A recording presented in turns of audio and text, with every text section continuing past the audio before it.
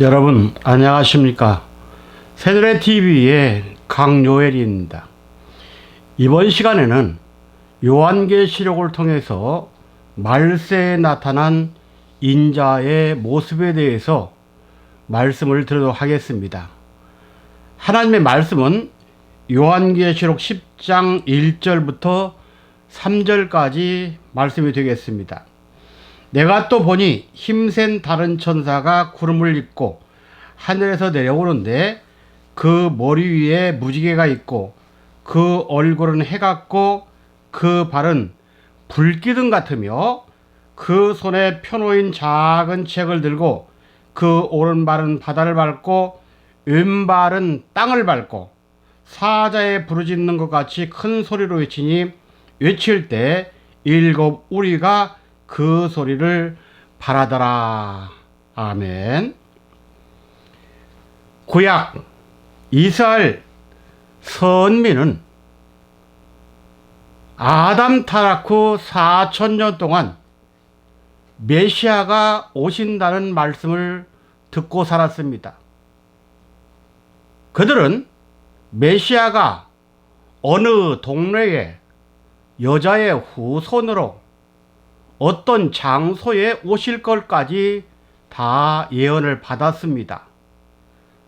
그런데도 그들은 막상 메시아가 오셨을 때 그분을 영접하지 못하고 깨닫지 못함으로 십자가에 달려 죽이는 엄청난 죄악의 결과를 가져와서 주님은 그들을 향해서 영원히 천국 박힌 어둠에서 슬피 울며 울을 눈물을 흘릴 것을 말했습니다. 한마디로 말하면 초림 예수를 영접하지 못한 이스라엘 전 민족은 어둠의 세계인 지옥으로 떨어졌다, 그 말입니다. 그렇다면 예수님께서 이 땅에 오셔서 이스라엘 민족과 전 세계를 향해서 내가 다시 오겠다 그랬습니다.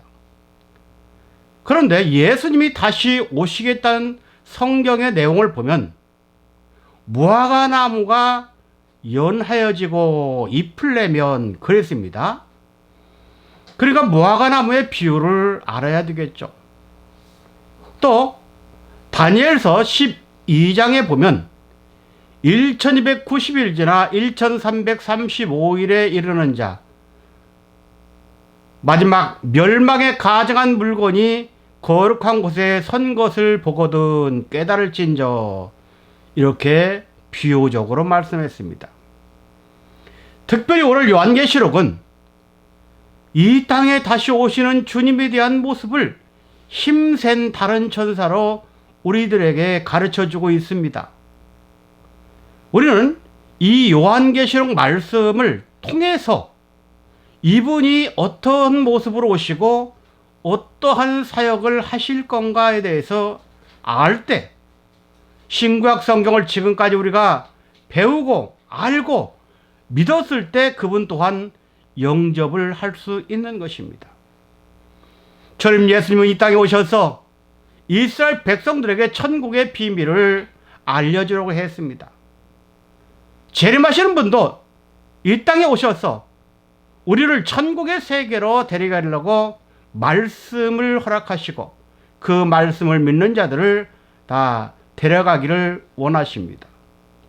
이제 우리는 이 말씀을 통해서 마지막 하나님 나라의 비밀을 알고 또 그분이 오셔서 어떤 말씀을 하실 건가, 이 말씀을 요한계시록 10장을 근거해서 말씀을 전하도록 하겠습니다.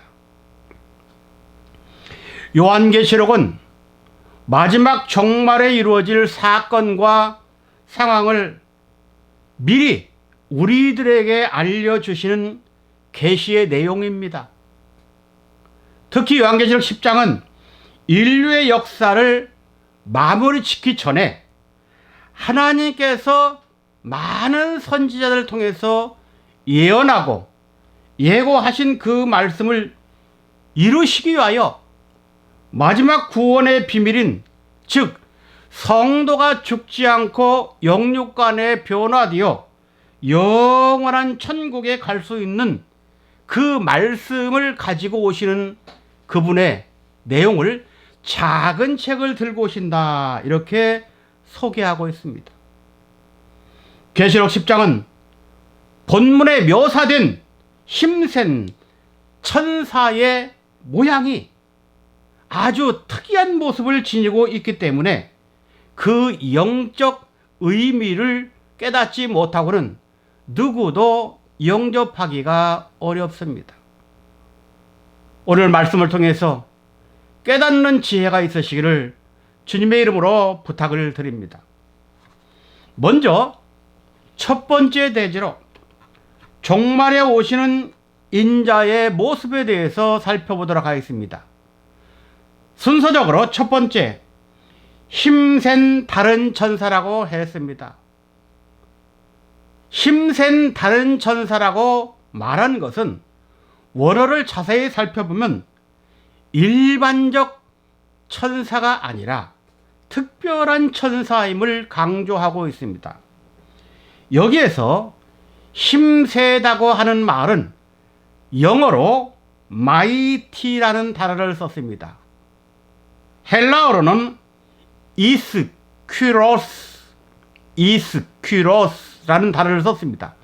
이 뜻은 첫째, 살아있는 존재로 육체적과 정신적 그리고 영적인 힘을 가지고 있는 분이란 뜻입니다. 분명히 우리와 똑같은 몸을 가지고 영적으로 하나님의 세계를 다 가지고 오시는 분이란 말입니다. 두 번째는 초림 예수 때 초림 예수보다 6개월 먼저 오신 분이 세례 요한입니다.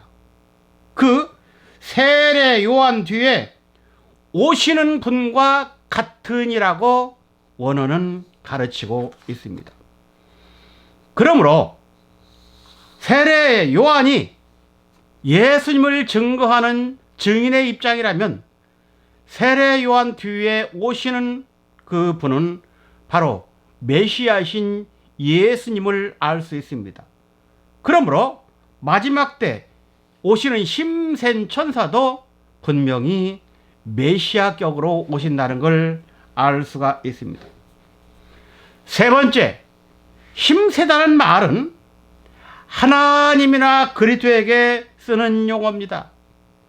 또 천사에게도 쓰는 용어지만 더 나아가 초인간적 존재에게도 사용되는 말입니다. 예를 들어서 예수님이 이 땅에 몸을 가지고 오셨었지만 그분은 마태복음 17장에 보면 베드로, 요한, 야고보 세 제자를 데리고 변형산으로 올라가셔서 몸이 변화된 변화체의 모습으로 보여줬습니다.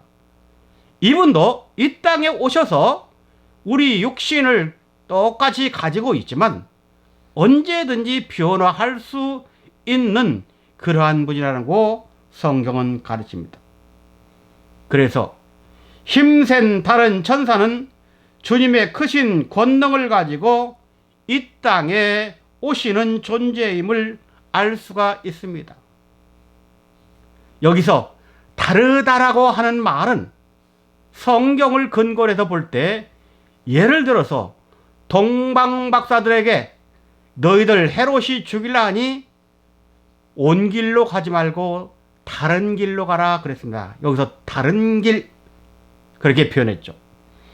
그 다음 가인과 아벨의 제사를 통해서 아벨의 제물은 받고 가인의 제사는 받지 않으므로 가인이 아벨을 죽였습니다. 이제 하나님의 구속사의 인물이 죽었기 때문에 하나님은 아벨 대신 다른 씨라가는 셋을 줬습니다. 여기에서 다른이라는 단어를 썼습니다. 예수님이 승천하시고 난 뒤에 내가 너에게 다른 보혜사를 준다고 했습니다. 예수님이 이 땅에 대제사장의 역사로 오셨을 때 이제는 별다른 제사장이라는 멜기세덱이라는 단어를 썼습니다. 이 모든 것이 바로 다른이라는 뜻으로 해석할 수 있습니다. 두 번째는 구름을 입었다고 했습니다. 구름을 모습 모습은 다니엘 선지자가 예언한 재림주의 모습과도 흡사합니다. 다니엘 7장 13절 내가 또 밤 이상 중에 보았는데 인자 같은 이가 하늘 구름을 타고 와서 그랬습니다. 여기에서 인자 같은 이가 하늘 구름을 타고 왔다 그랬습니다.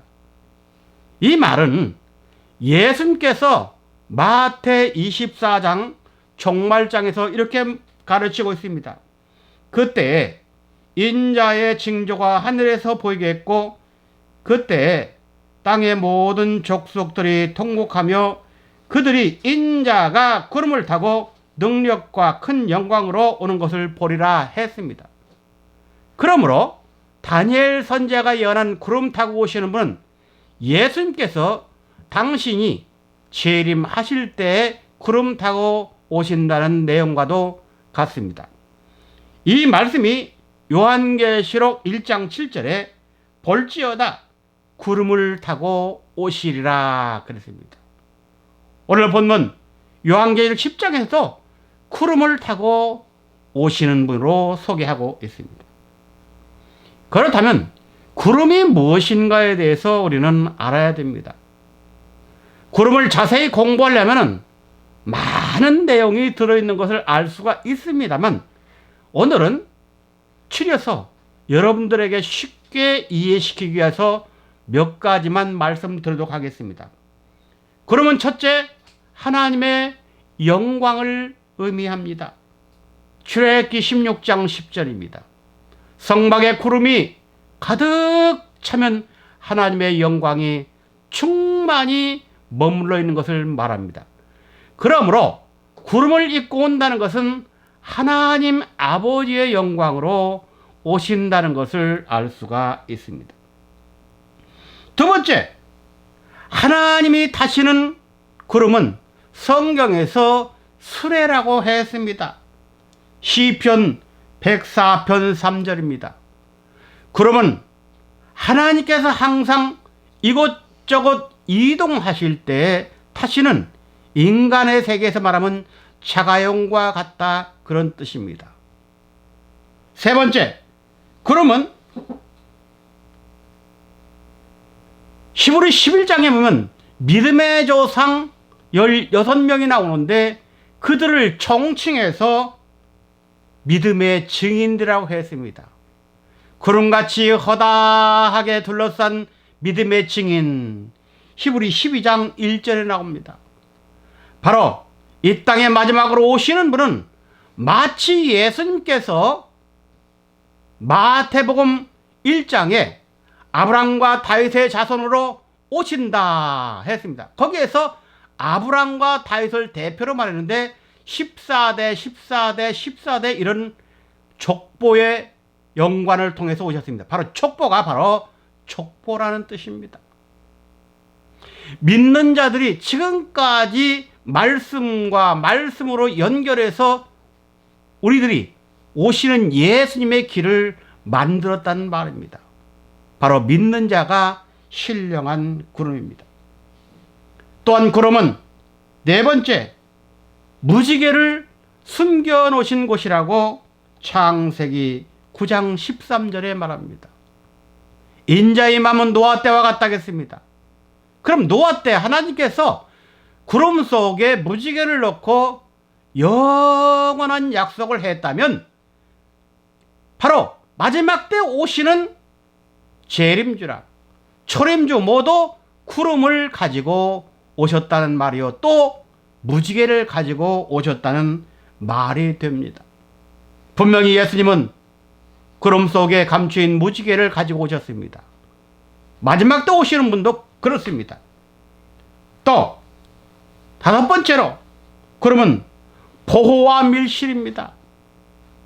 이스라엘 민족에게 있어서 구름은 이스라엘 민족 즉 오늘날 성도들을 보호해주고 또 어두운 세계에서 침범하지 못하도록 감추어주는 마지막 시대의 밀실과도 같다고 출애굽기 14장 20절은 말씀하고 있습니다. 이렇게 그러면 하나님의 위치에서는 당신이 필요한 도구 또 영광으로, 성도들에게 위치에서는 성도들을 보호해 주시고 감추시는 은밀한 밀실로 오신다는 것을 알 수 있습니다. 세 번째는 하늘에서 내려온다고 했습니다.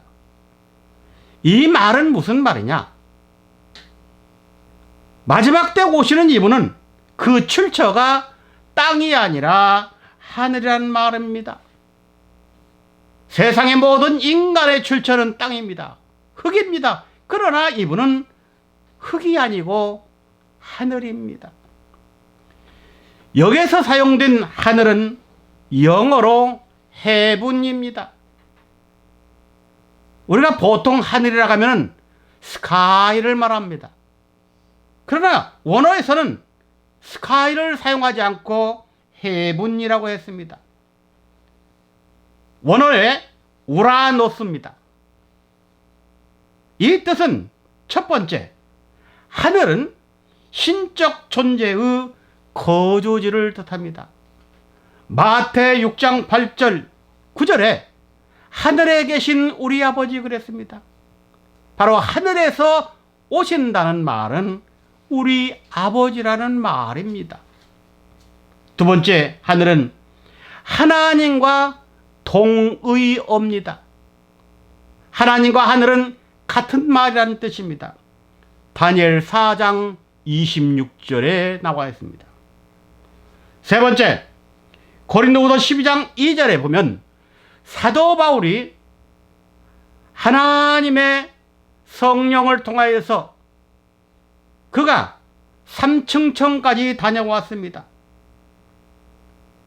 바로 하늘은 첫째 하늘, 둘째 하늘, 셋째 하늘, 이렇게 세 하늘이 있다는 말입니다. 그래서 창세기 1장 1절에 태초에 하나님이 천지를 창조하시니라 해서 하늘을 영어 성경으로 heavens라고 나옵니다. 하늘들입니다. 바로 사도 바울이 우리에게 가르쳐줬던, 고린도 교회에 가르쳐줬던 3층 하늘을 가리키는 표현입니다.